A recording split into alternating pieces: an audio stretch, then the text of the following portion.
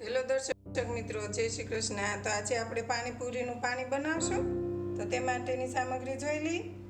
1 inch જેટલો ટુકડો આદુનો, લીલું મરચું 10 થી 12 કળી લસણ સૂકું, 3 થી 4 ચમચી લીલું લસણ, સંચળ પાવડર, સબરસ મસાલો, ફુદીનો અને ધાણા 2 થઈને 50 ગ્રામ અને 3 લીંબુનો રસ।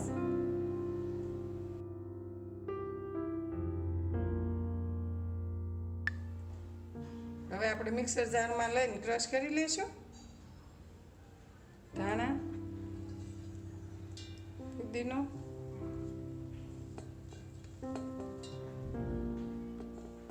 આદુ, લીલા મરચાં, સૂકું લસણ,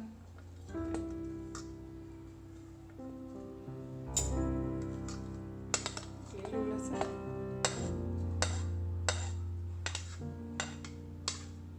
સંચળ પાવડર।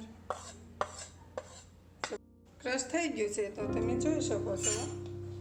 જો કેટલું સરસ દેખાય છે, સારી રીતે ક્રશ થઈ ગયું છે। આપણે એક બાઉલમાં કાઢી લેશું।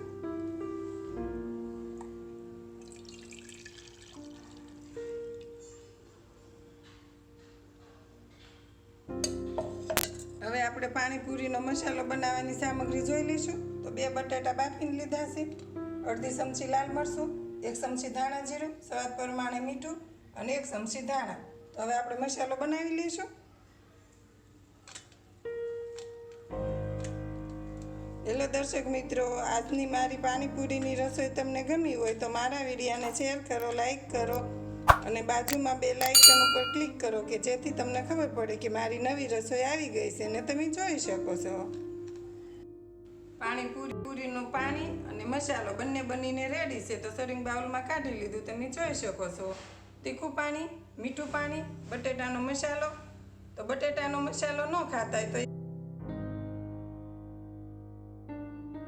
મિક્સ કઠોળ ફણગાવીને તમે આપી શકો છો, તો એનો ટેસ્ટ પણ સારો આવે છે।